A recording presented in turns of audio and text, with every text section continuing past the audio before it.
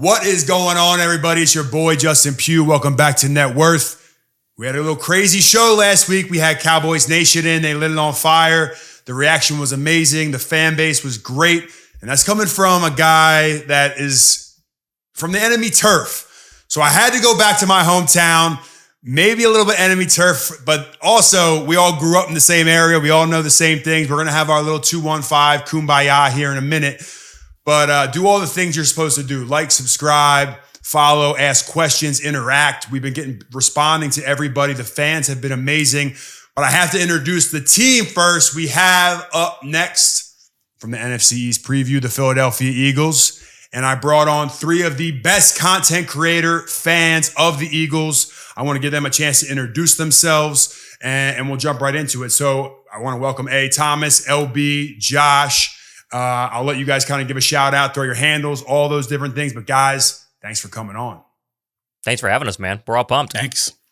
Yep, absolutely. This is awesome.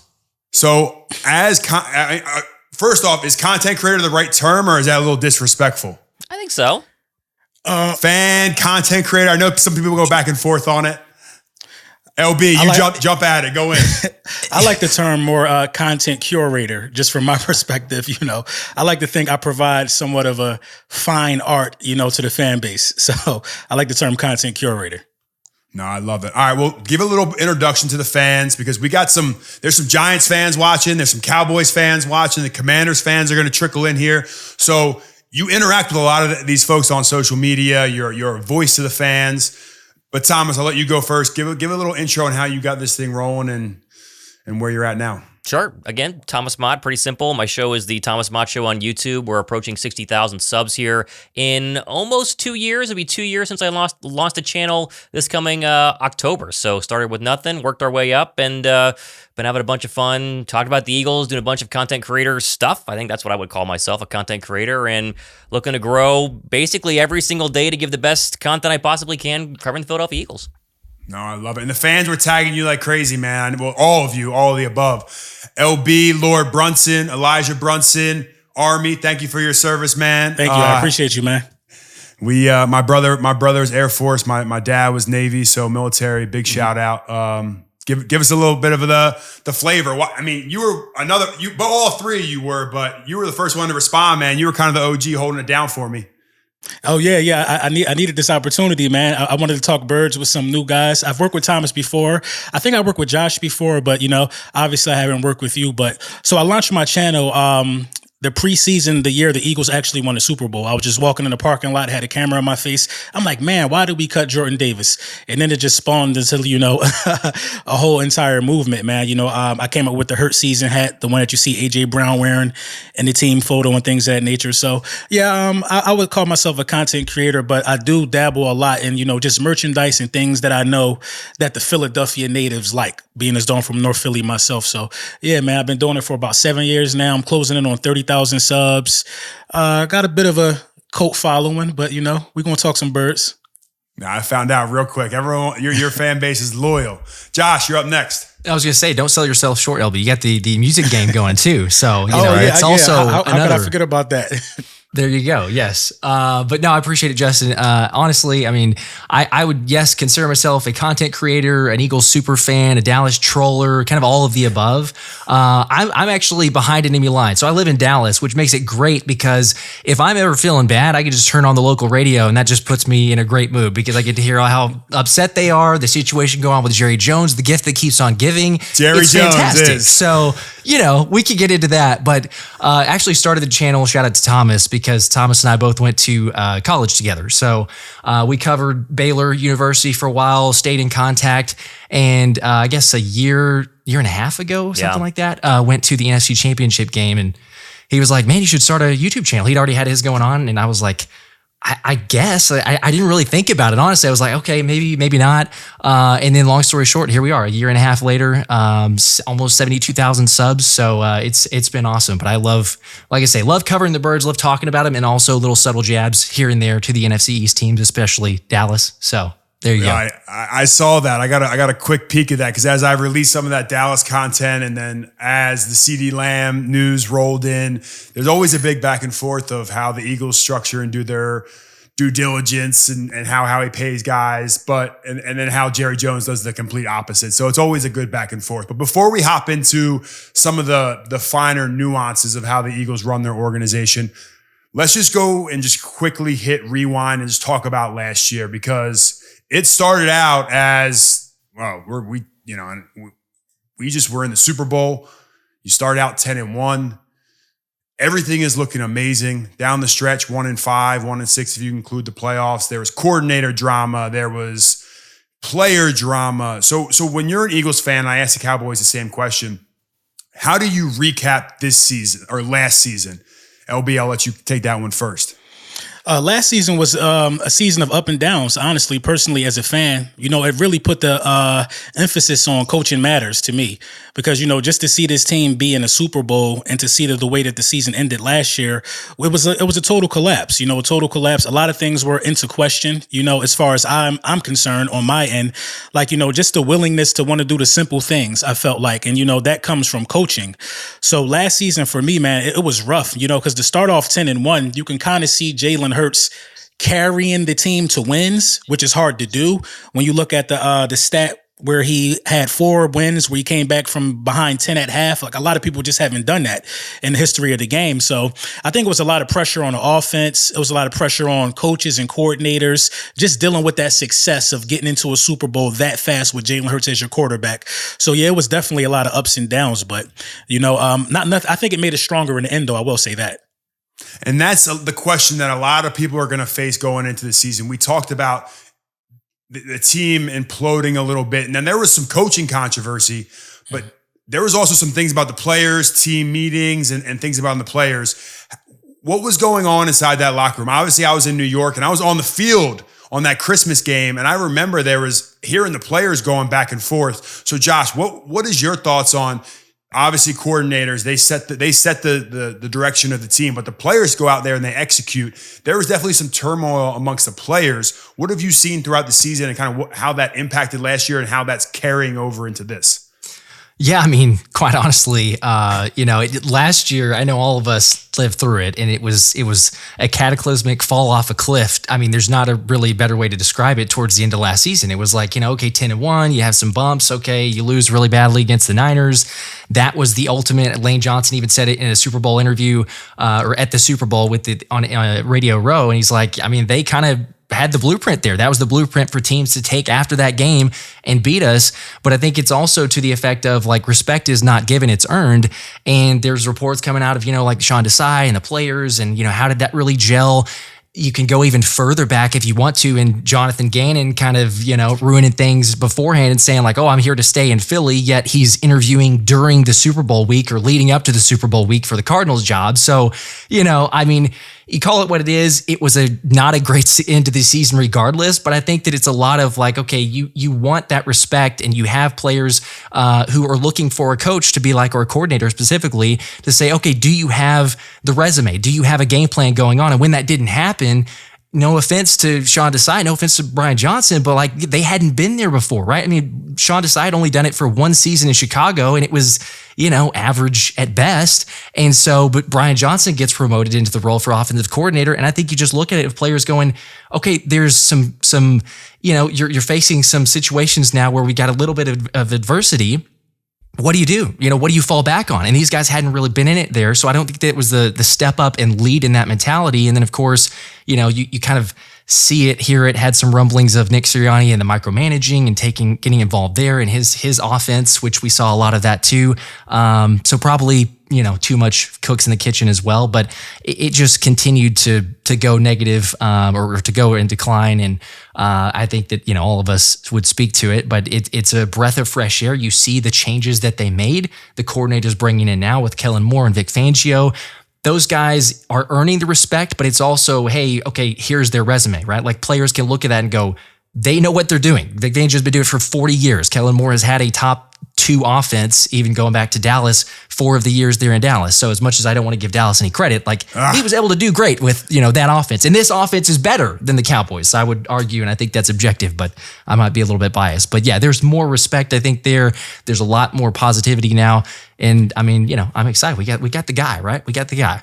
Well, we're going to get to that guy, and I have a great relationship with him. He's an unbelievable player. But, Thomas, I want you to chime in here. The Eagles have one of, if not the most talented rosters. You just go down the roster, and every single name you list, all pro bowler, paid at one of the highest at his position. And we'll get into Howie Roseman and how he makes that work and how he keeps this band together.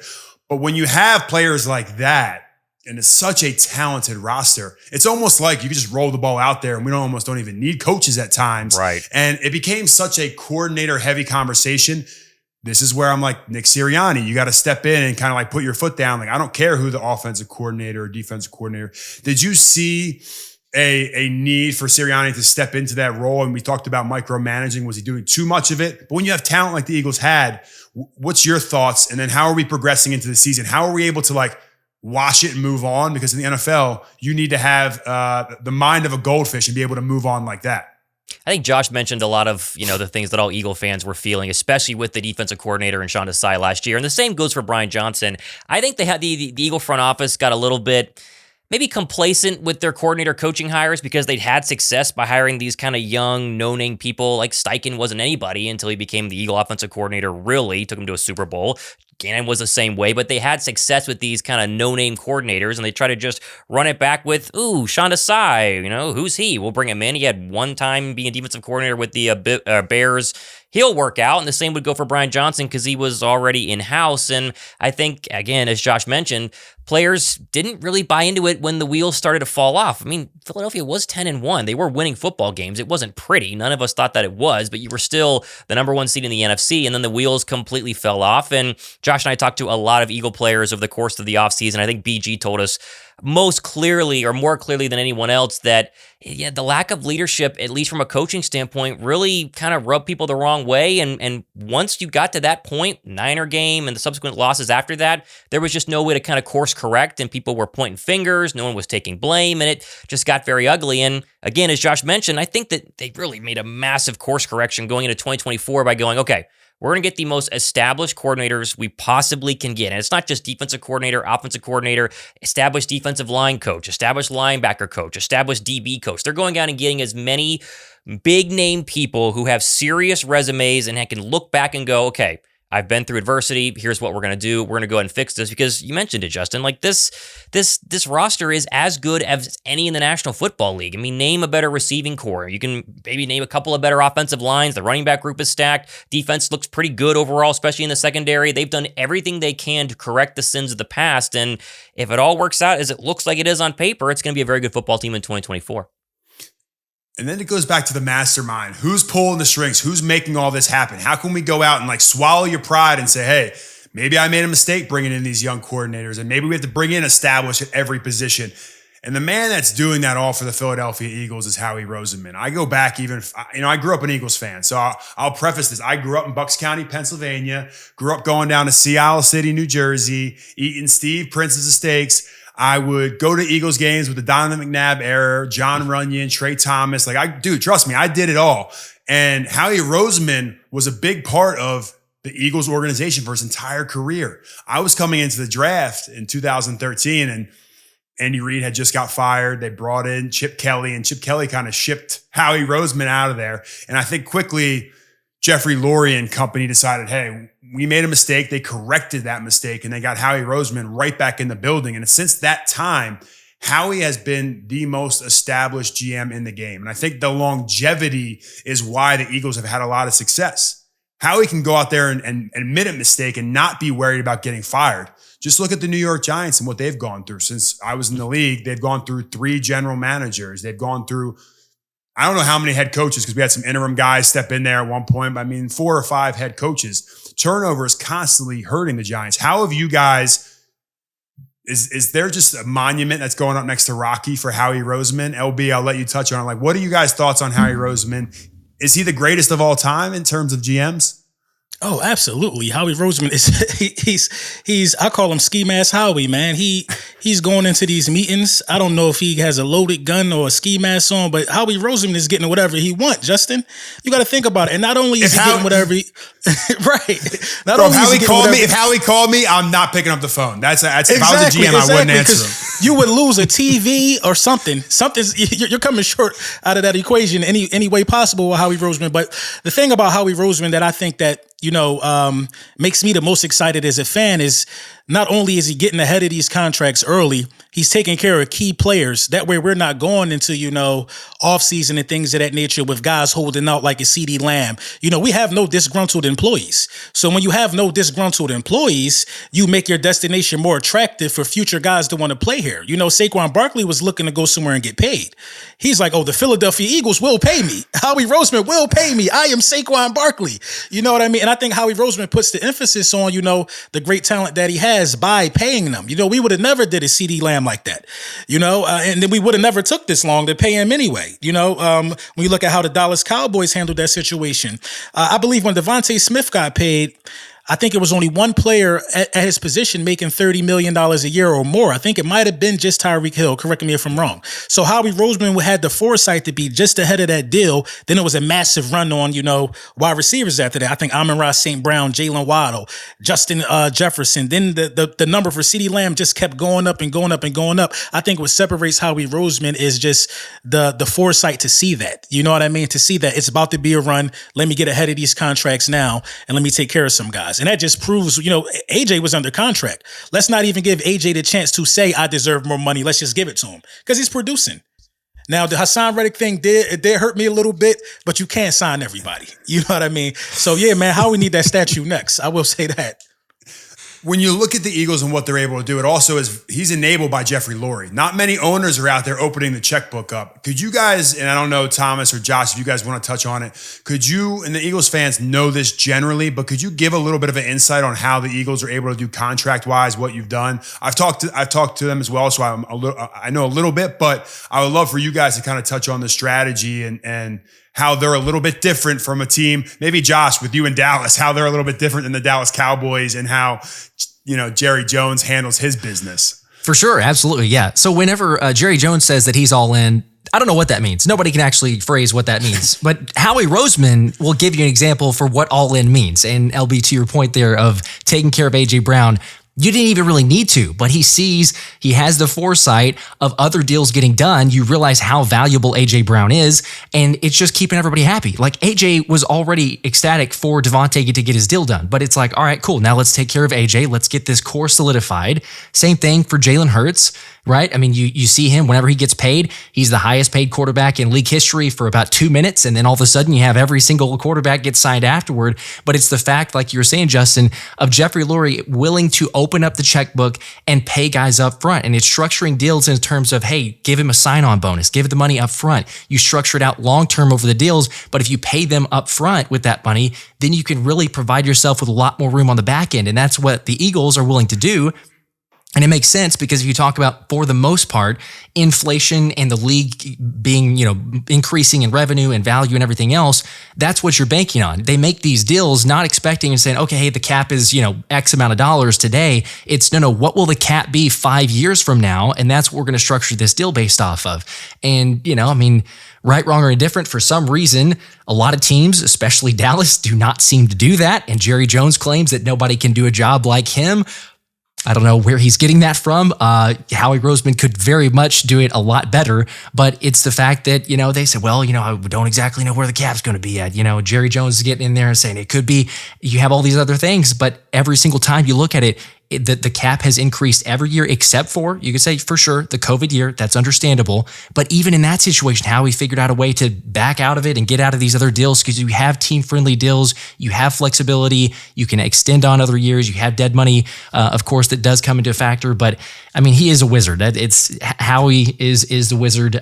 He's the mastermind behind it, and there's a reason that they're so successful. You do see some teams trying to copycat, but there's nobody that can, master it or be the same level that Howie does for the Eagles, that's for sure. But here's one point about Howie. Look, one place I have to give the Dallas Cowboys credit for is their drafting track record. Like if you look at their last decade of drafts, they have guys come in, and that's in large part, which I found out to Will McClay, who is the director of their player personnel. The Eagles they've had some ups and downs. Let's be honest. Like Howie, for what he does with the contract situation, if we look at some of the draft picks, and there's the famous Jalen Reagor moment and Justin. You didn't have to bring that up, but Well, I gave you guys your flowers. I'm building a bronze statue of Howie. I've given him the flower, and that's coming from a Giants guy that was playing there. That I know how great Howie is. What do we think about the draft? Because if you guys could hit in the draft, like if you had a Will McClay that was hitting in the draft, like it would be a little bit unfair, I think, at that point. So I think there has to be a little bit of something that Howie can't hit on. What do you guys think about, and Thomas, I'll dish this to you, the draft process, how the Eagles select that? Because even early on in my career, sometimes there was always a couple, maybe a few head scratchers every now and again.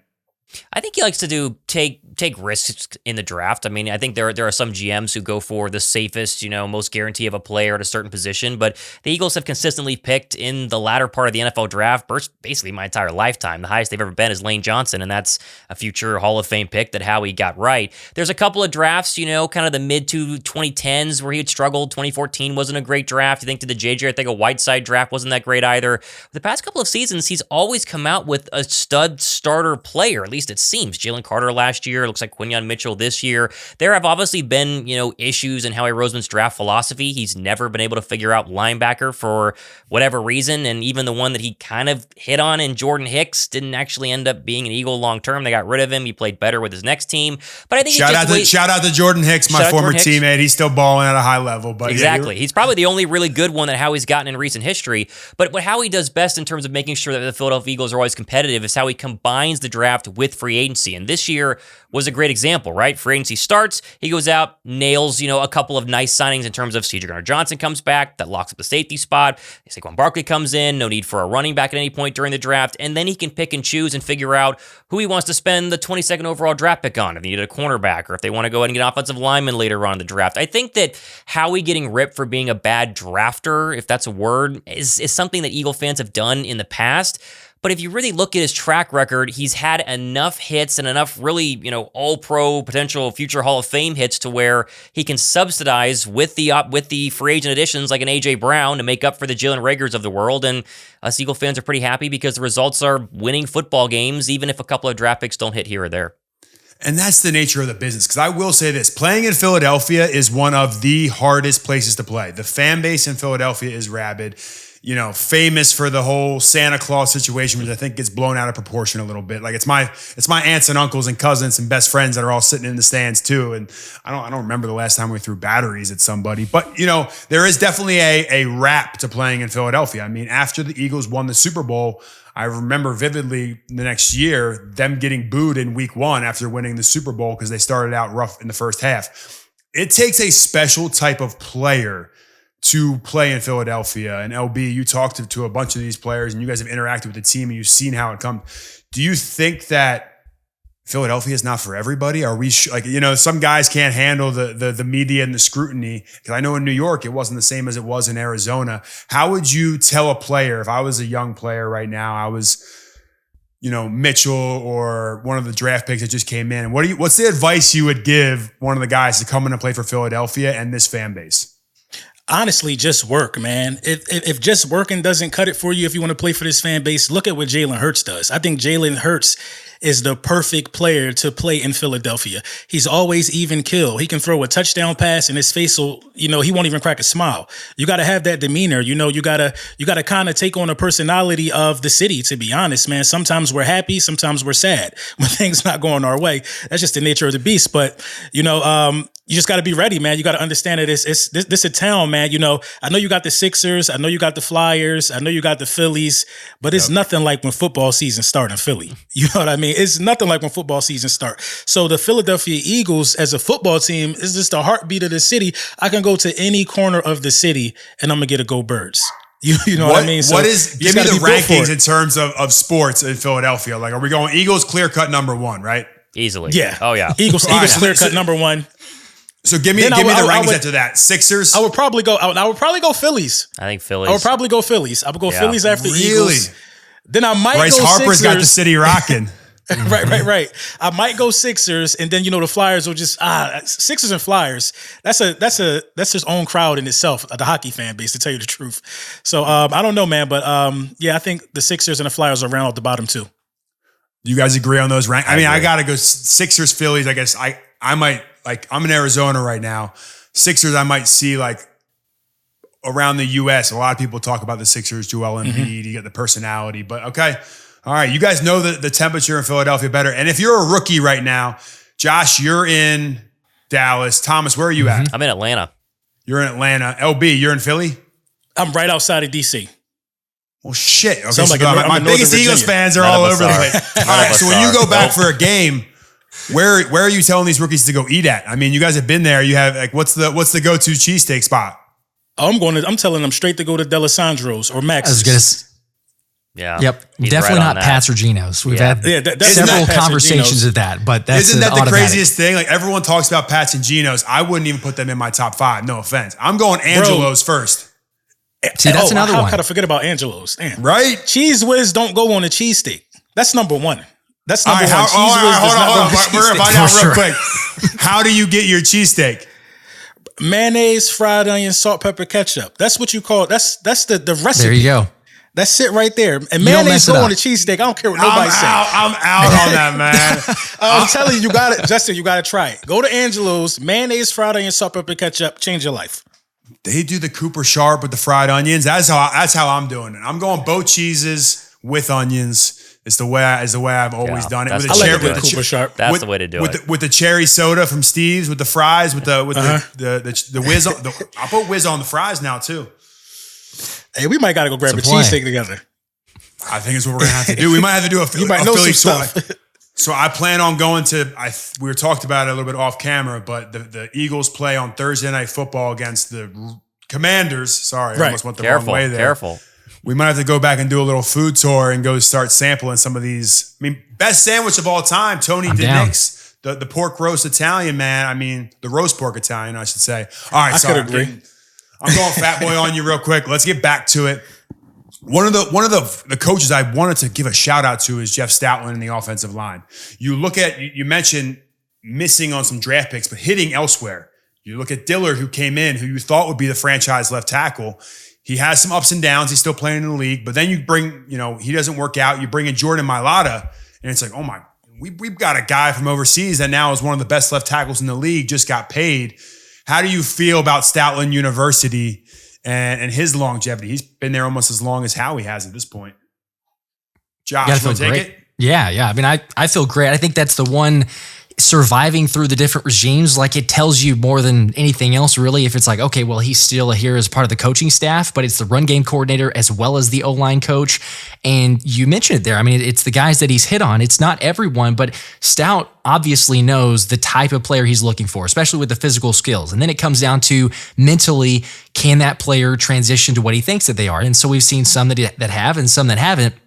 But you get a 7th round pick and a Jordan Mailata. And I mean, that's, proof point there as far as, what he can turn someone into and not having played the game, because he even talked about it like, oh, he doesn't have the bad habits. And, you're just teaching him from square one. And then all of a sudden he takes off and one of the highest paid left tackles.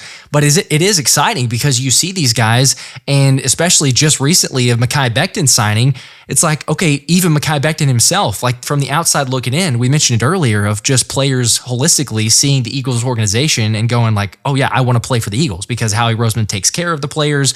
It's the team camaraderie, the morale, the chemistry there, but it's also specifically with the O-line, it's like, oh no.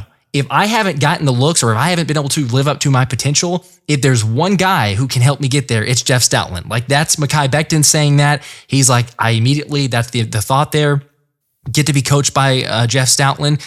And, not gonna lie, I didn't assume that he'd be necessarily the right guard. I kind of felt like, oh, cool, he'd be the swing tackle if Lane Johnson gets injured, or if there's a replacement there in a couple of years, maybe that ends up being the case. And didn't take long before all of a sudden you see Mekhi Becton get snaps at right guard, and now he's going to be, they haven't officially made it, but he's going to be the starter at right guard. And it's a scary thought, because you see it's the heaviest offensive line in the league, but if he's got that type of athleticism, and Lane Johnson even saying like, man, man, he makes me feel small.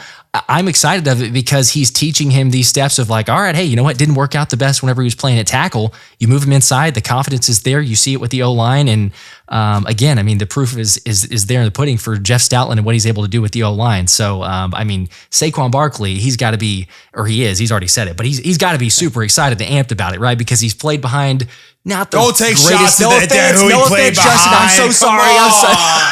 sorry. But I'm just saying, I mean, come on, keeping it real. So I don't know, man. We don't have to flash my career stats and Mekhi Becton's and see. Well, I don't know. I'm just saying. You're taking Mekhi Becton shots at me. Damn. I was almost. The Cowboys fans started talking about Trey Lance we had to put the kibosh on that. I might have to look, Mekhi Becton. You've been a great player, but you guys still go. I need 8 more years out of you before we start having this conversation. You versus me. That's fair. He's got to prove it. He's got to prove it. Come on, Josh. You're giving the guy the keys to the. He's got the resume, right?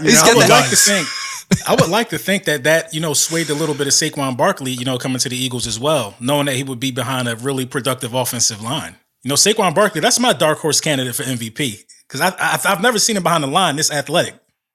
Mm-hmm. No, and look, let's be real. Look what DeAndre Swift did last year. I mean, the Eagles have always been a running back by committee, though.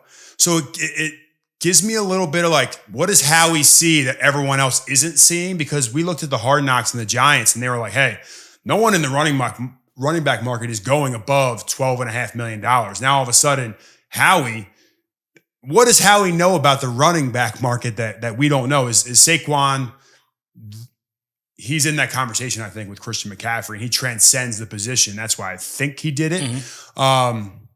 But yeah, I can't argue with the fact I think Howie said the one word that everybody throws around way too loosely. He's generational. And that's how Howie sees him. Howie sees him as a once-in-a-lifetime type of running back.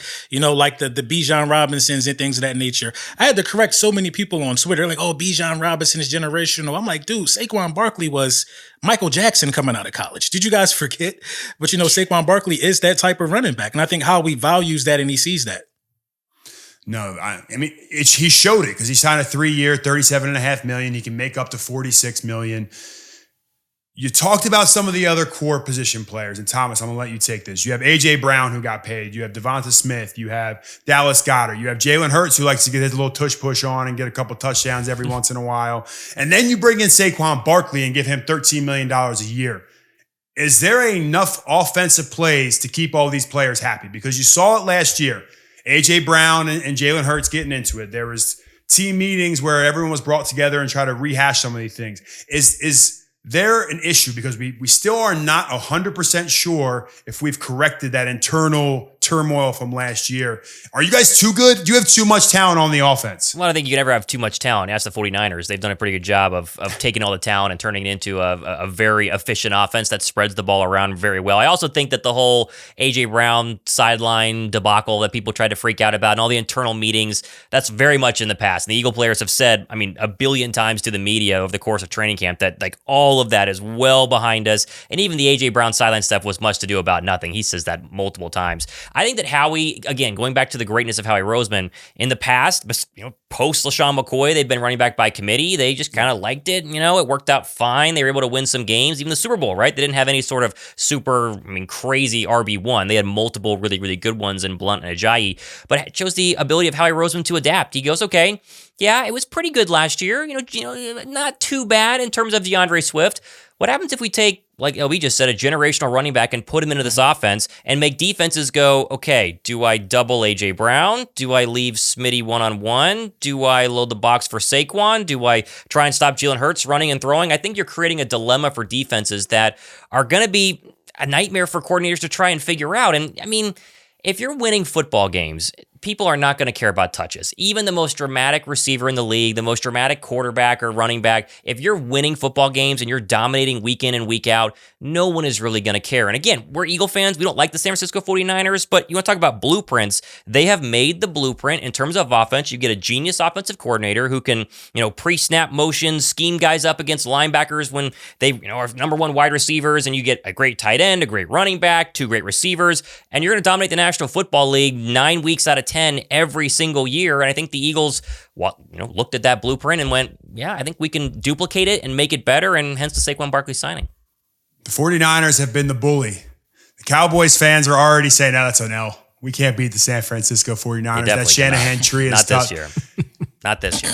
The Eagles had always been the bully in the NFC East. The Eagles have always been that. And last year, Lane Johnson alluded to it. San Fran comes in and they become the bully. So you think the Eagles have taken the 49ers playbook a little bit and they're like, hey, we're going to take it and make it better, and we're going to become the 49ers of the East?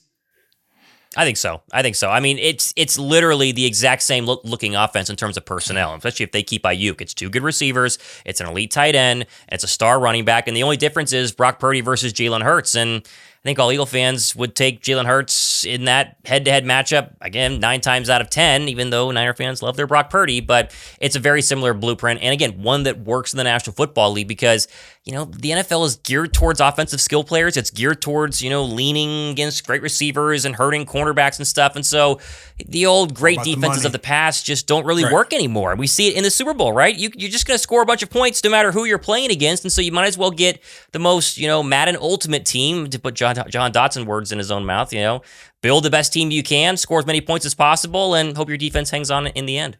San Fran has always had one of the best defenses, though. I mean, they've won with the defensive line, and the Eagles have always won with defensive line. Sure. How do you feel about letting some guys walk? You have Fletcher Cox retire. We're going to get to those guys, actually. We're going to get to Kelce, Cox, and all those guys.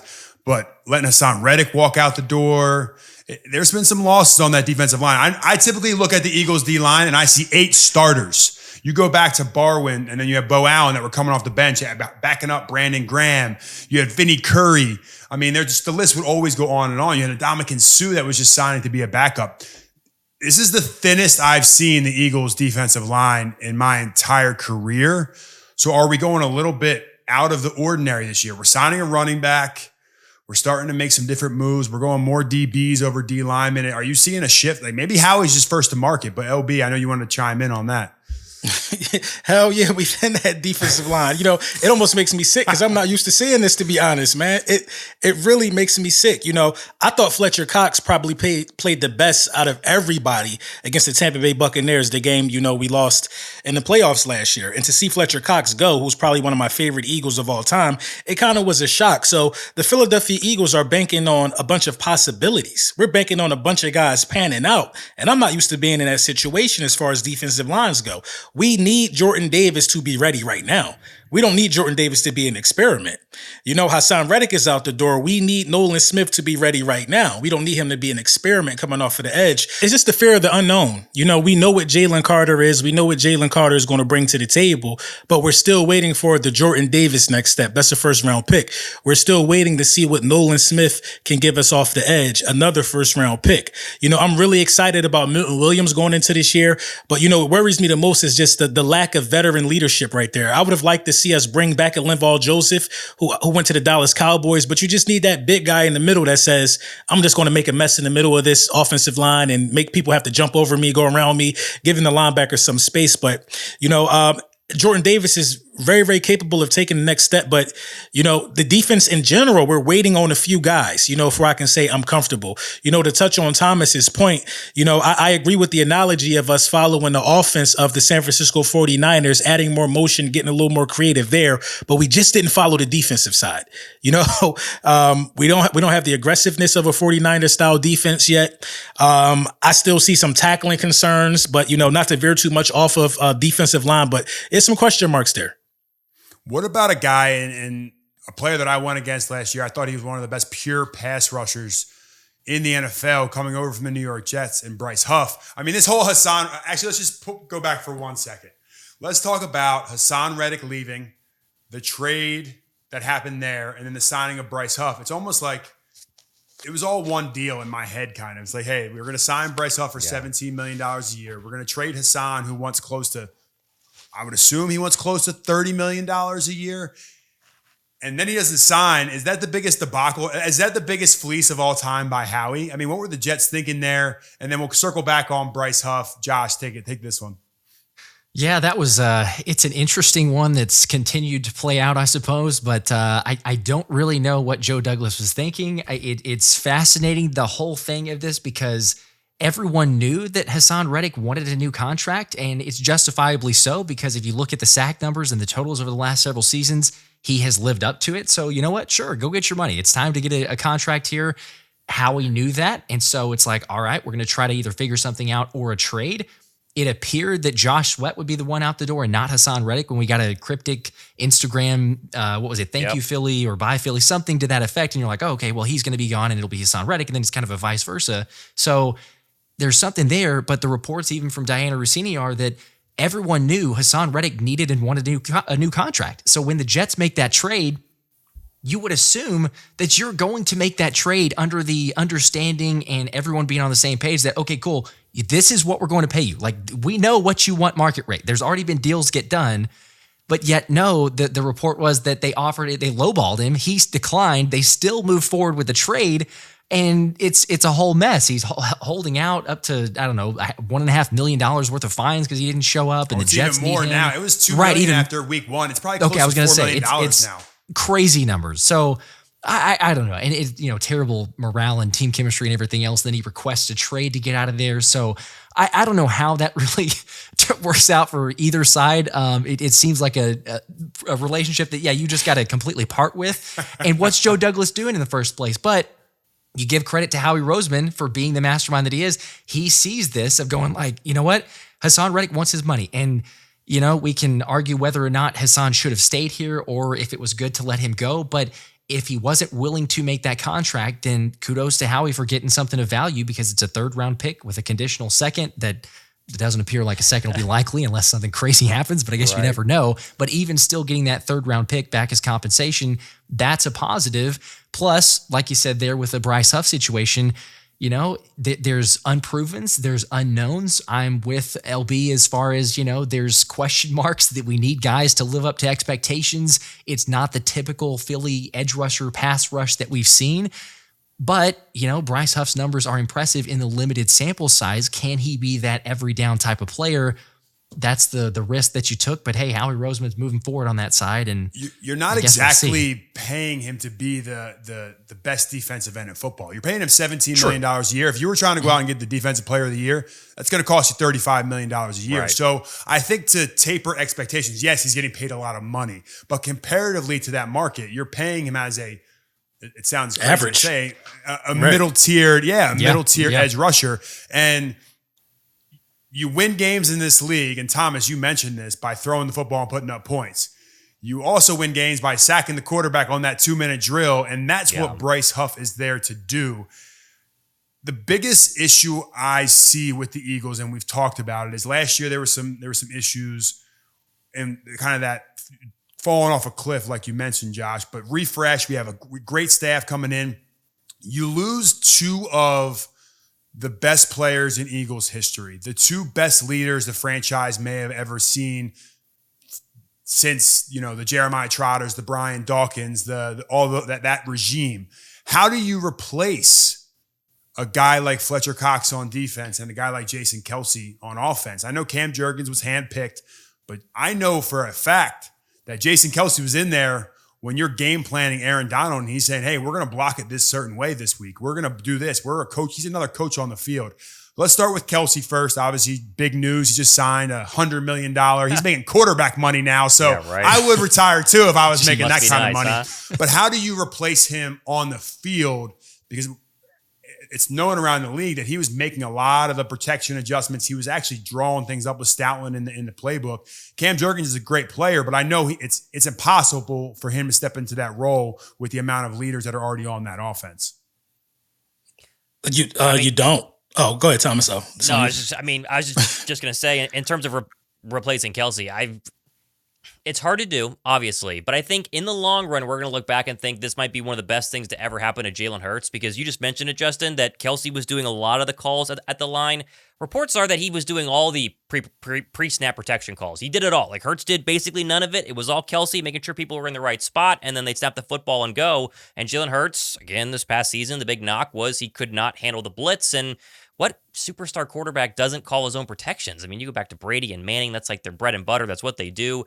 There's no replacing Jason Kelce, and I think Cam Jurgens can get pretty darn close, but they have made Jalen Hurts take over doing all of the pre-snap protections, making sure everyone's in the right spot, giving him way more leeway at the line of scrimmage in this training camp, and the hope is that's going to turn him into the superstar quarterback that a lot of us think he already is, or the superstar quarterback a lot of us assume he can become, as the seasons continue to roll on for QB1. And so, in the short run, it's going to be tough, and I'm sure they're going to have their growing pains, although I think all three of us believe that Cam Jurgens is going to be really good. I mean, he was handpicked by Jason Kelce out of all the centers in that draft a couple of years ago. But if you can make Jalen Hurts take that next step from already being, and I think all of our minds, an elite quarterback, but to be an elite quarterback pre-snap, understand where blitzers are coming from, understand what protection needs to make sure he's in, understand where his hot routes are at, something they basically didn't do last year.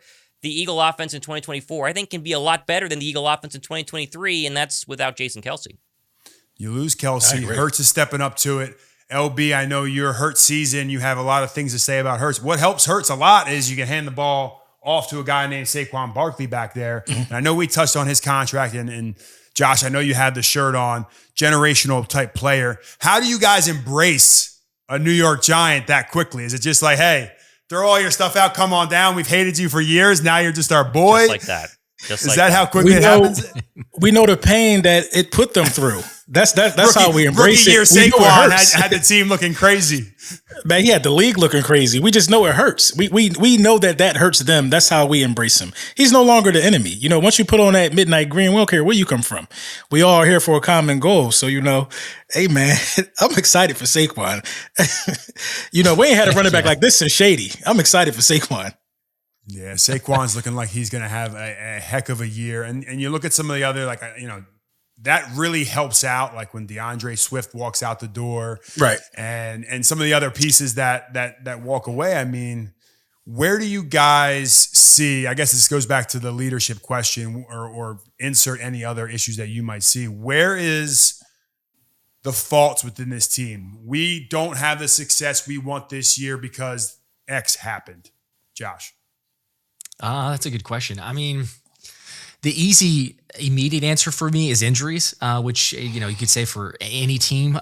So outside of the injuries, if you're just looking at the team in general, there's a couple different, I guess, positional groups, and also you are looking for that leadership. I believe that Devin White can be that guy on the defense. I mean, certainly he's proven it in the past. Can he elevate his game back to the status of all-pro level, or even, just Pro Bowl level?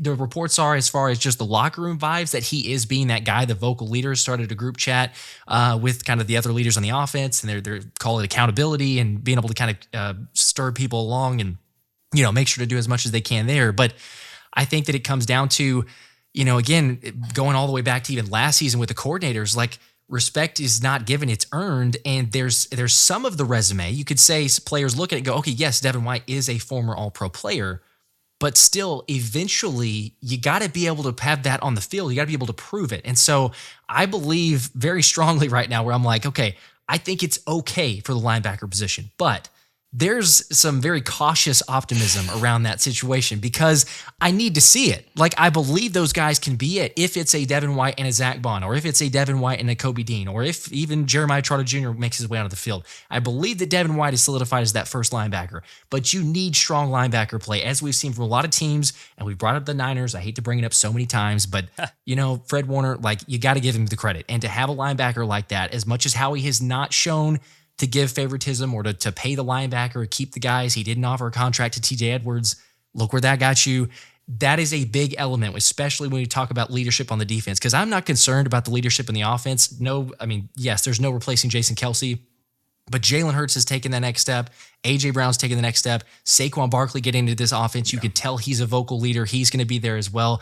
But defensively, that's where it comes to me because, I mean, Thomas and I are doing live streams throughout the year. And I mean, the constant question we had to each other was like, during the games is, what is this defense? Like, what is the identity? And you couldn't point to anything. So I think for me, what prohibits or limits this team is really if you don't have that leadership combined with the linebacker level of play on the defensive side of the ball. I remember when I was growing up watching the Eagles, there was a year they signed all these stars. I think it was Nnamdi Asomugha came out and dropped the dream. Or no, it was Vince Young. Who dropped it? It was Vince Young. Vince Young. That came out and dropped the dream team. We're not doing that in Philly, or what's the vibe like? Because I'm hearing a lot We're of not allowed to. It's almost like, and I'm not. I won't. Dream team offense. Like if I could draw my ideal offense, Saquon Barkley, AJ Brown, Jalen Hurts. Like then the list goes on with the offensive line. Lane Johnson. We haven't even talked about Lane too much. I mean, future Hall of Famer. The defense is a lot, maybe more of the question marks. What we're talking about, the depth of the defensive line, the youth in the secondary, and the question marks at linebacker. So we're not. It's maybe half a dream team. Is that kind of what? I'm not going to make you guys say it, but I'm like, we're not allowed to say it. A lot more question marks on the defensive side of the ball. Definitely more question marks on the defensive side of the ball. But we're not alled to say dream team here in Philadelphia because people freak out. Yeah, we just right now we just running with stack. We can't say it.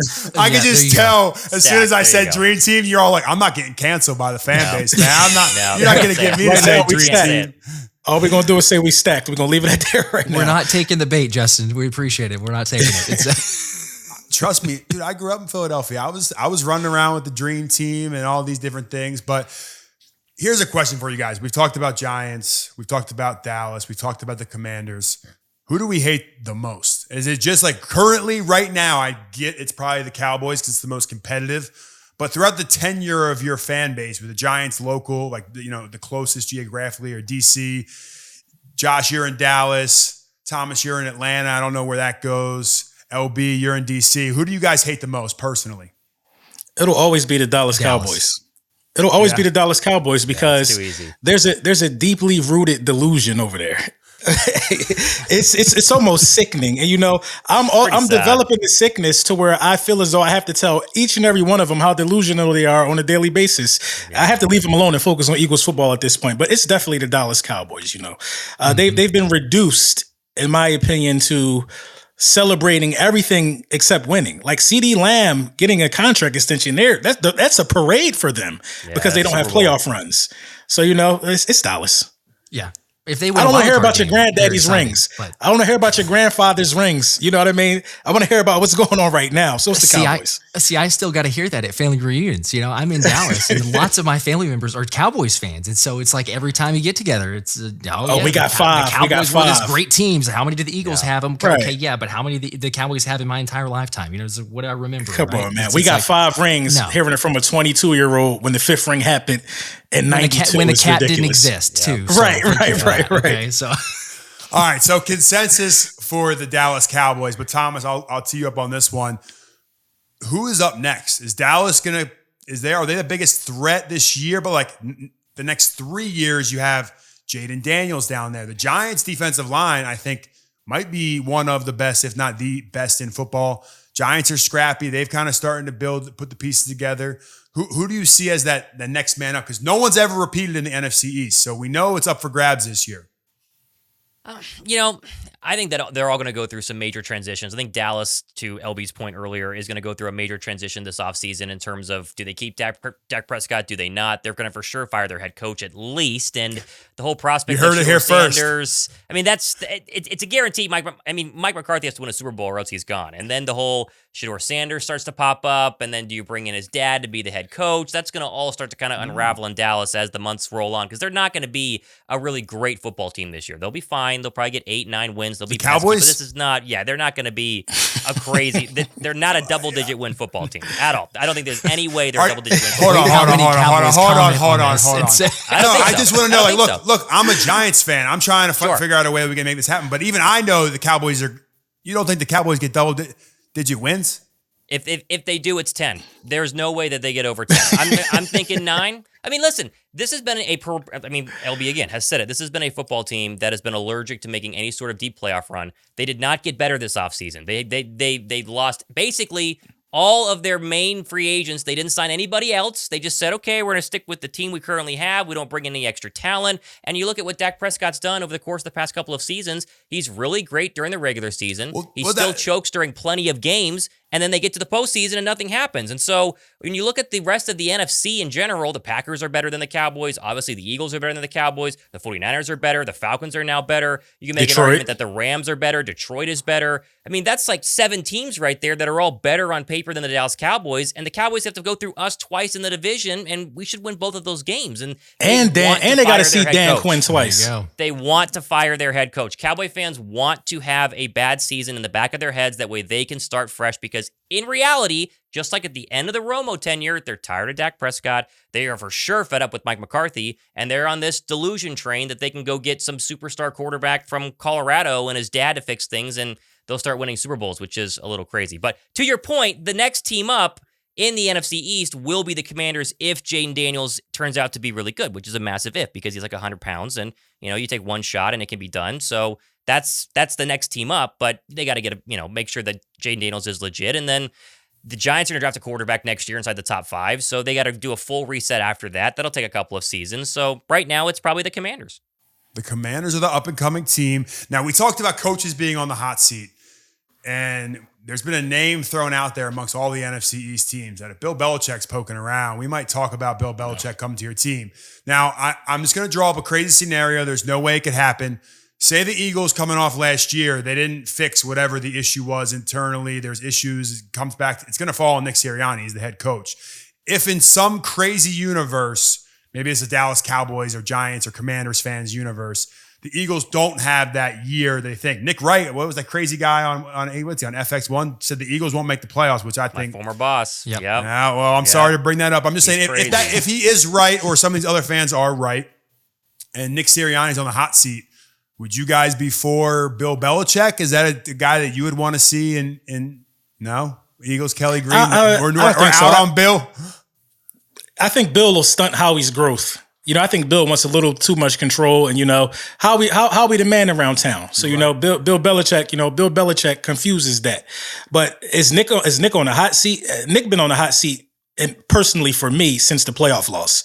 I got Jason Kelce jerseys, little statues in his room. To let Jason Kelce go out like that, in my opinion, was just a travesty. Just from the fan standpoint, I'm not even talking content creator. You go into that postseason game without A.J. Brown, and you don't run the ball with Swift. You just throw. Don't try to mix anything up. I looked at him differently, after that game. I think it was a little bit of stubbornness there. I just think Nick is on a hot seat personally to me, man. He's on a hot seat personally to me. For sure. I know it may seem crazy to a lot of people because he was just in the Super Bowl, but yeah, Nick's on the hot seat to me.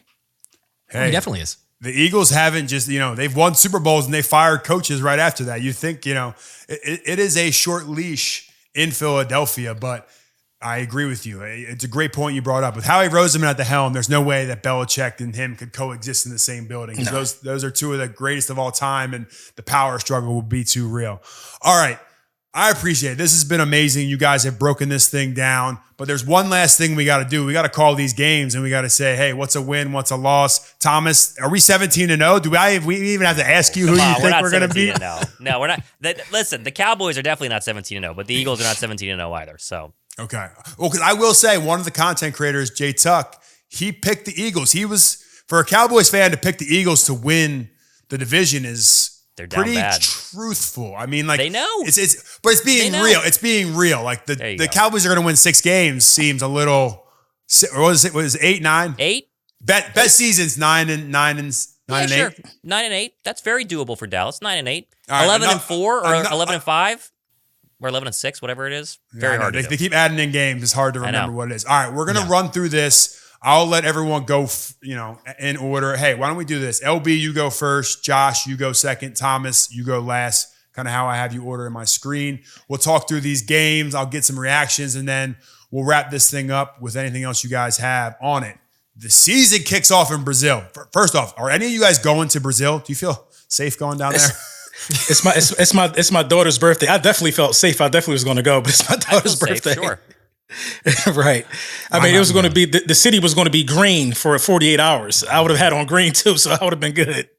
Everywhere I go and I see Eagles fans traveling. I mean, I've seen out here in Arizona, just people wearing Eagles jerseys at all times. Kevin Kolb jerseys out here in Arizona. Is there a fan base? And then, I got to hop in this because is there a fan base? Give me your power rankings of the fan base. LB, you're going to start. Obviously, you're all going to have Eagles as number one. Is there a fan base that travels any better, is any rowdier, has a better reputation as like a diehard core fan base in the Philadelphia Eagles? Who's your competition in fan base wise? I know we're going to say maybe Cowboys. Pittsburgh. Pittsburgh. Yeah. It's Pittsburgh, Packers. man. I've seen Packers and Pittsburgh. Okay, yeah, My I wife's can a go with Packers Packers fan, so there's a well. lot of Packers fans everywhere. Yeah, Pittsburgh and the Packers. If you weren't an Eagles fan, would you ever wear another team's uniform to the link? Or If I wasn't an Eagles fan, no such timeline exists. So Nothing you're like that more exists, willing to Justin. go to Brazil than you are to wear an opposing team's jersey in Philadelphia? What's more dangerous? If you care for your livelihood, then no. I will Yes, not I am going to Brazil. Josh and I sat right next to some Niner fans at the NFC title game 2 years ago at the link, and it's you almost feel bad for them because they weren't rowdy, they were just fans enjoying the game, but oh man, They knew what they were getting into. They knew what they bought into. I would never do it. When my family would go watch me play at the link, I had my family wear a black t-shirt. It was blackout. Nice and Go easy. blackout, just be a part of it, buy in. And my wife and my mom showed up in Syracuse orange. So it's a blackout and there's two women wearing orange and everyone's like, what the hell? Do these women not get the memo? But it was a fail, but we gave it our all to kind of go incognito in the stadium. All right. So we're going to Brazil. We like Brazil. We have no issue with Brazil, but are we going to go down there and beat Green Bay? LB, you mentioned we haven't been tackling too much. The starters haven't played. What are we doing in Green Bay? I'm nervous of a slow start, and I don't want to give those guys any cushion. I'm nervous about the opener. I'm not even going to lie. I'll give it a win though. I'll give it a win. I think the offense will be prepared. The offense has to be prepared. You're going down to Brazil, and you see, I mean, I don't know if you guys watch college football at all, but Florida State was a huge favorite to beat Georgia Tech, but you're not in home turf. There's a lot of different factors going into it. Like it really, the neutral environment does not favor the Eagles. What do we think happens there, Josh, down in Brazil? Yeah, I mean, I'm still thinking kind of the same thing. There's a lot of anxiety and nervousness of, is this team going to look different, or I guess how different are they going to look? And granted, like preseason is not a great litmus test for that because it's going to be vanilla offenses and everything there. But we've seen or heard glimpses of Kellen Moore's offense and things like that. It wouldn't surprise me also, as LB was saying, like there's probably some growing pains, a little bit of rust, but that's every team. I do think that we win. I think it's incredibly close. And I might be sleeping on the couch because, like I said, my wife's a Packers fan and her family are Packers fans. So, but I'm going to take Packers, Dallas, man. You're getting it from all angles. Yeah, Thomas. I think there are probably 4 or 5 losses on the Eagles' schedule this year, and the Packers could easily be one of them. I'm with both, LB and Josh. I think every Eagle fan is nervous because of what Jordan Love did the second half of the season. He's probably one of the best quarterbacks in the entire league. Maybe he has a slow start, helps out Philadelphia. I see the Eagle offense being fine, the Eagle defense struggling. I would not be surprised if they lost this game in a close one, a game-winning field goal or, a touchdown at the last minute. I think we'll all give them wins, but that could easily be one of their 4 or 5 losses on the season, and then they go, and wax they have the Saints in week 3, the Falcons week 2, and start the. We're getting there, Thomas. Don't be ruining the predictions. That's an L. That's an L for you, Thomas. You know what? Let's just do it. Sounded like let's just say an L. Right. Let's just Okay. say I had the Eagles coming out and winning that one. I think when you go on the road to be able to run the ball, let's find out what we got in Saquon Barkley. I got to win here for the Birds. All right, then it's Atlanta at home opener. That's a W. We ain't losing no home opener. Saquon first game at the link. That's a dub. Right, Nick Foles is getting his jersey retired. Oh, Nick Foles is in? All right, hold on. Nick Foles is going to be in town. Mr. BDN night. You kidding me? No, that's the Eagles never lose to Kirk Cousins. Kirk Cousins coming into the link. There's no way Eagles win that game. We're unanimous. Yeah, at New Orleans.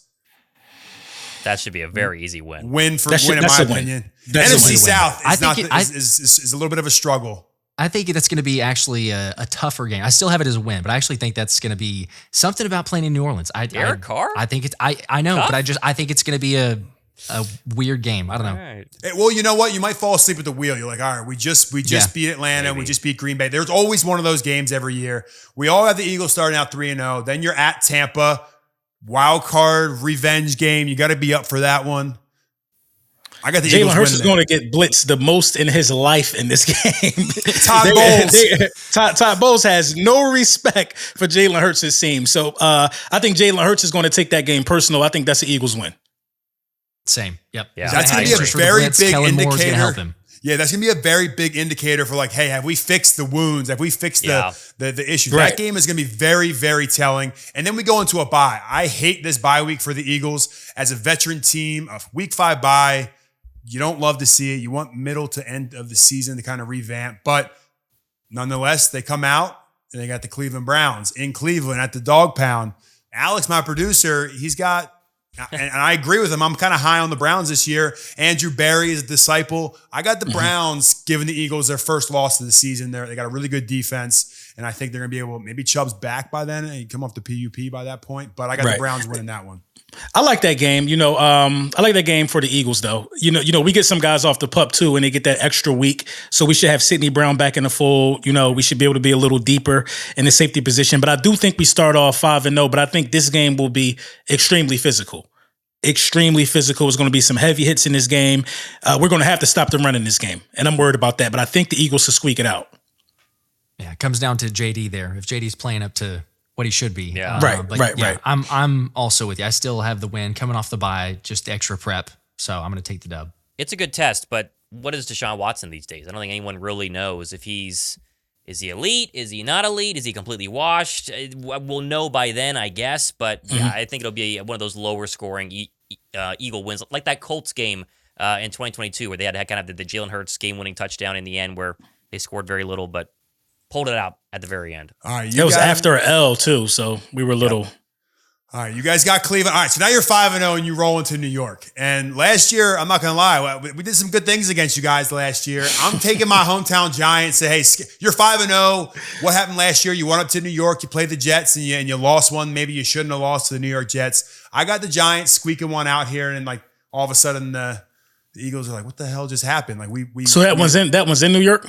It's in New York, the first one. Saquon's not going to lose. Saquon running for 250. There's no Saquon way. running for 250. It might get in your head going back home. Like he's gonna want to prove it so much. You might try to, do a little too much, man. Justin, he is back home. He's from Whitehall. He's back home now. So I got the Eagles, man. I got the Eagles. Wow. Yeah, I knew you guys would all have the Eagles, but come on, I got to throw my Giants in there, man. You got. So, I ain't mad at it. So you guys are 6-0 at this point.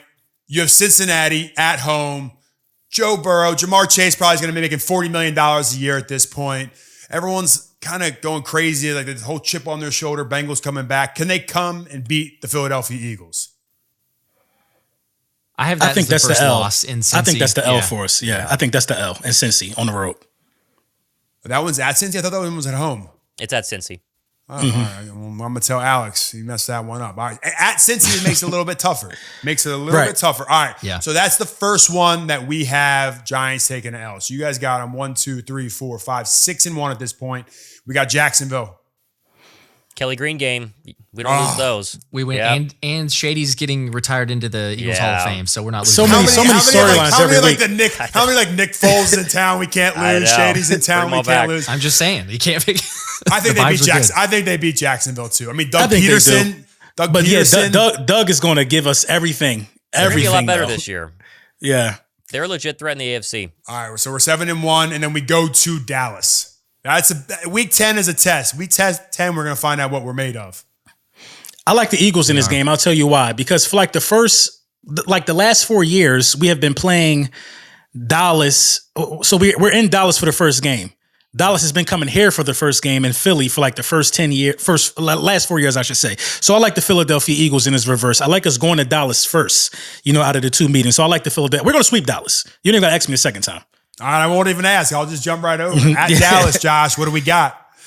I like that, and I really want to be optimistic, but the fact that it hasn't happened in forever since the Carson Wentz season, the Super Bowl season, I think I'm gonna pick Dallas. I know that's right. They're not gonna win the NFC East, but I'm gonna You take think they Dallas. take in Philly? The first meet in Philly? They're an 8-win team. The first one. The first one is in Dallas. Right. Yeah. So I'm just Thomas, going based I don't on the even fact have to that it hasn't ask you, happened in a while. Thomas. I Week 10, see. no, by week 10, we will for sure know who the Dallas Cowboys are. And by week 10, Cowboy fans are going to be wanting Mike McCarthy fired, and they're not going to be wanting to give Dak Prescott, they're going to let him go into free agency. By this point, if I'm right and the Cowboys are mediocre this year, Philly should be able to win this one pretty easily. The Cowboys will be folded up by week 10. So the Eagles go in there and roll them. I think Dallas beats them. I think Dallas is a tough place to play. I think Dallas is a little more talented than Thomas, you might think they are. Maybe they sold me. Maybe I'm a little biased. I thought you were going to go with the Eagles. Okay. All right. Like, oh wow. I'm not going to go talent for talent, but I will say there are some very talented guys on that Cowboys team. Dallas is talented, and getting CD back is big for them. Yeah. It helps. And Dak is very, very good in the regular season. He does lose some in the playoffs. We're not talking about playoffs. We're talking about week 10. That's why I'm going Dallas right now. All right. Week 11, we have Washington Commanders, who I'm going to talk to those guys next. Pesky. I'm telling you, always every year I'd be watching the Eagles, and there's always a Washington Commanders game. You had one early last year with the overtime, pulling it out. What are the Commanders going to do here in week 11? That's an L. I don't know why, but that's an L. I think Dan Quinn is going to have that defense top 3 in the NFL. They got the linebackers, and we struggle with linebackers. They have great linebacker play. They probably got the best linebacking core in the league. So, I think, I think that's an L for us. I think they just catch us slipping. They got one of the best interior D lines too. Like and I feel this way very strongly. Like the NFC East has always been built around defensive lines, and the Eagles have always had strong defensive lines. When the Giants were winning their Super Bowls, they had defensive lines.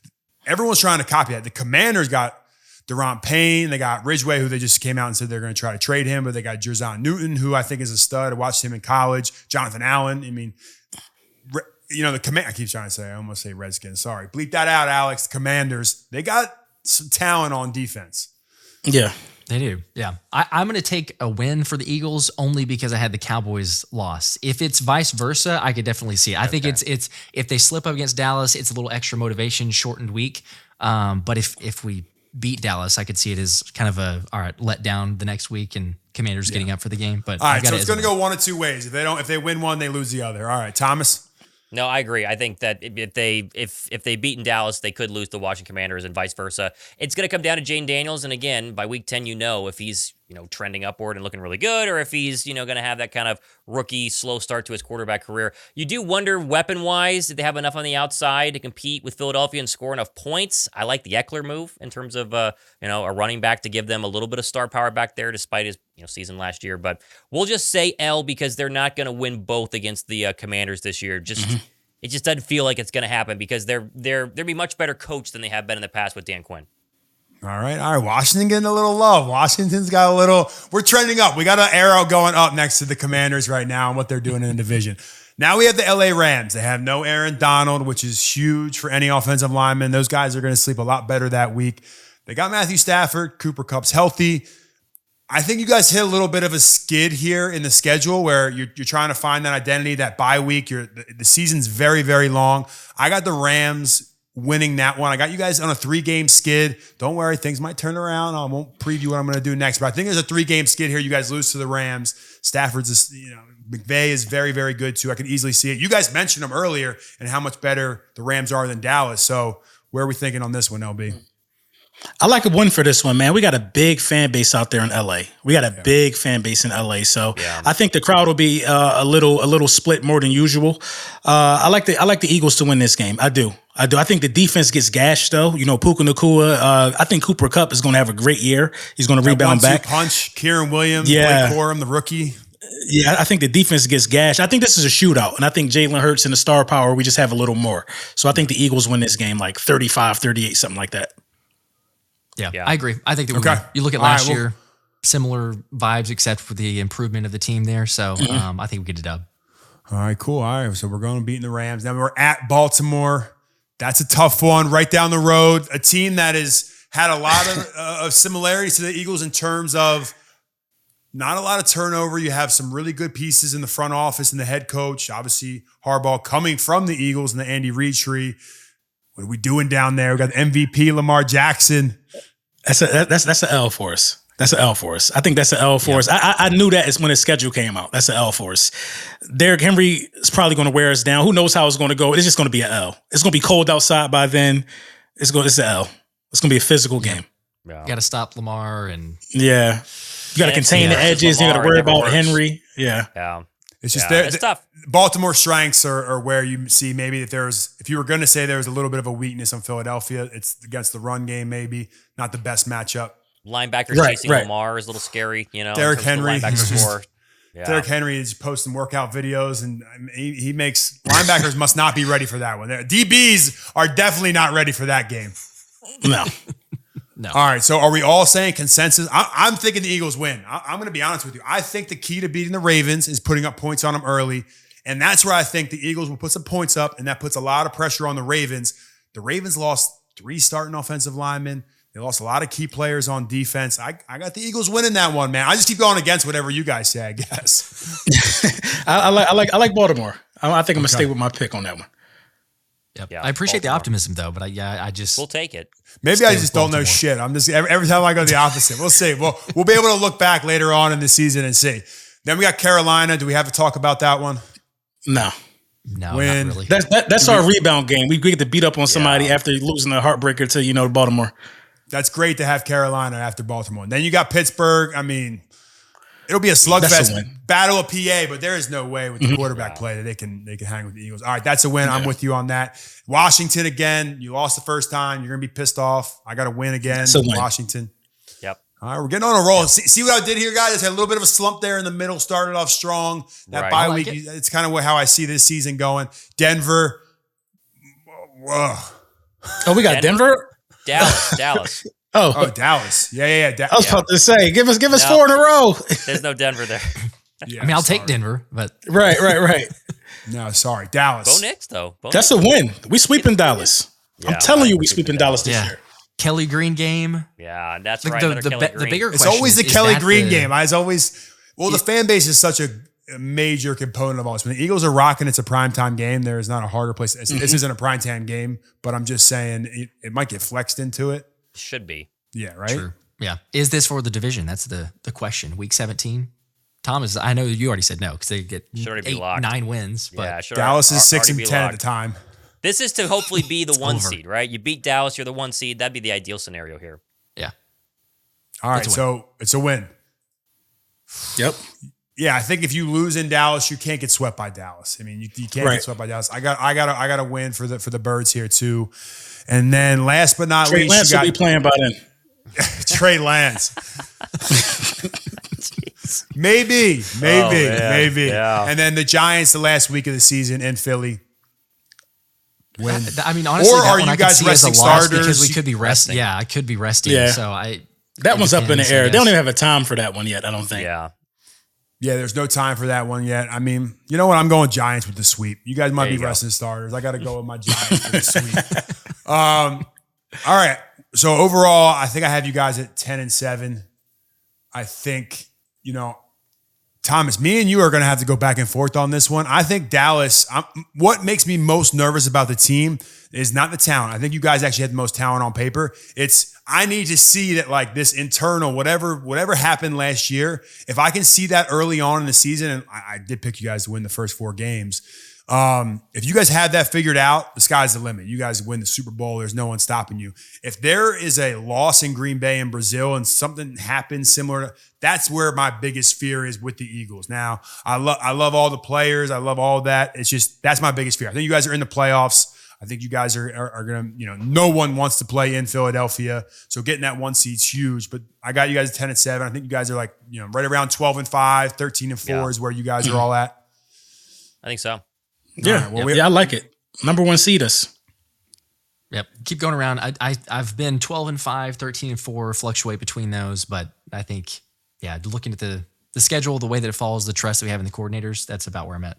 I mean, it is good for confidence toward the end of the season. You got Panthers, Steelers, Commanders, Giants. They all didn't have great records. We literally don't hop year. on a plane. Like the last, whatever it is, 5 That's or 6 huge. games. You don't hop on a plane. So That is travel's huge. great. Sleeping in Guys. your bed is a plus. Oh, it's amazing. It's Huge. the best thing ever. I had to sleep in a freaking 1-bedroom apartment that smelled like cigarettes and dead rats last year in Clifton, New Jersey. So I didn't enjoy that one at all last year for sure. But here's one last thing. I want to give you guys a chance to give a little shine to a player, a coach, someone that's going to make an impact on the team this year that people might not hear. We had cut down day today. Is there a player you have your eye on? You know, we've talked about Saquon. We talked about Jalen, the star power. But there's going to be like an unsung hero on this team this year. Who do you guys have your eye on? My guy, Brandon Graham. Brandon Graham will be hovering around maybe 10 sacks. I'm telling you, and on his way Let's out. go. My guy, Brandon, I'm telling be you, awesome. Brandon Graham is going to be extremely disruptive. If it's one guy that's going to leave it out on the football field to say he's hanging it up, it's going to be BG. I love BG. Played against BG for years. I've done some of the NFL offseason stuff with BG. No one talks better shit than Brandon Graham. No. Let's drop a little clip of BG talking shit right now because that'll get everyone going nuts. All right, we're going to There you drop go. that in here. Yes. All right, Josh, what about you? Yeah, this may not be a surprise, but I gotta give a shout out to my guy, Isaiah Rogers. So that is his White Eagles signed helmet right there. The fact that he's come on the show a couple times as well, but the fact that he was out of the NFL for over a year, comes back, does not show much rust. It'll be interesting to see how he plays if he's the starter in the base defense. We've seen Quinyon Mitchell move around inside and outside, but I think that he plays really well. He's a ball hawk. He's shown that he has aggressiveness. You know, we'll see if that hurts sometimes, but he even said before, he's like, hey, goal of 6 interceptions, 3 pick sixes. So I think he turns this defense around in terms of some takeaways. But I'm going to shout out Isaiah Rogers. Okay, I like it. I like it a lot. I mean, the secondary has now become, last year everyone was saying that was the weakness. That is definitely the strength of the Eagles defense this year. Oh, yeah. I Yeah. think so. Yeah. All right, Thomas, close us out. What do we think? I got 2. I got an obvious one. I mean, obviously Devontae Smith. I think Devontae Smith and Kellen Moore's offense is going to be something we haven't seen in a long time. And all we heard during training camp is that the route running of Devontae Smith, which was already really good, as the best that people have ever seen, and he's been completely unguardable so far in this offense. The slot, moving him around, pre-snap motion, I think really, I took him in fantasy football in the league Josh and I are in last night because I think he's going to be so fantastic. And then a super dark horse, because cut day happened 30, 40 minutes ago. Patrick Johnson made the Eagles roster. He was probably the best pass rusher of the no-name guys in the preseason games. I think he might actually do something, not a ton, but I think you're actually going to recognize the name Patrick Johnson a little bit if you're an Eagles fan and maybe kind of a fair weather one by the end of the season. We're going to have our eye on it. You know who I'm going to give a shout out to? Bryce Huff. I know he's making $17 million a year. I hope so. I think Bryce Huff comes in, has double-digit sacks. He might screw over your BG bet here, LB. But I think Bryce Huff is going to get you 12 and a half sacks this year. He's going to be disruptive in the pass game. He's going to win you a game. He's going to have you a strip sack to win a game. And I played against him last year, man. When you put hands on somebody, you find out what they're made of. Yeah, if you're running right at them, maybe that's not the game we have him in there. But I think Bryce Huff is going to be a star on that defense. And, you know, I can see it. It's a We're team. all for it. You guys are a team We that love it. no one wants to see. So, guys, I really appreciate you coming on. I don't want to do this. It's going to hurt me to hear it. But how do you guys sign off? Do you guys do like an Eagles chant to sign off? I mean, like that Eagles chant is just in my head at all times. I don't know. Is that like I'm bringing like forces together? I'm not going to do it. We're just going to say go birds. We're just going to say go birds. We're going to take it easy on you. My grandmother does it when I walk in the house. My best friend has an eagle tattoo on his chest. Oh, man. But look, man, Philadelphia fans are some of the best in the game. What you guys are doing on the content creation side is unbelievable. The creators in the space are what makes this amazing. You guys are the voice to the fans, and I appreciate for you guys letting me come into your ecosystem. I'm not an Eagles fan, but I now have a newfound respect for how you guys go about your business. So I really appreciate you having me on. I got to talk to the Commanders later, and you guys in the Giants have set the bar for what it is to be a diehard and to give back. So thank you for coming on. Mm-hmm. No problem, brother. Thanks again, appreciate Justin. it, man. Nah, Go Birds. Hit me with the Go Birds. Go Birds. Go Go birds, birds, baby. There you go, guys. All right, appreciate it. We will see you guys on the next episode. We are having the Commanders on, and then our saving, in my opinion, the best for last, the New York Giants. I will see you guys then. I know. I was going to get faces.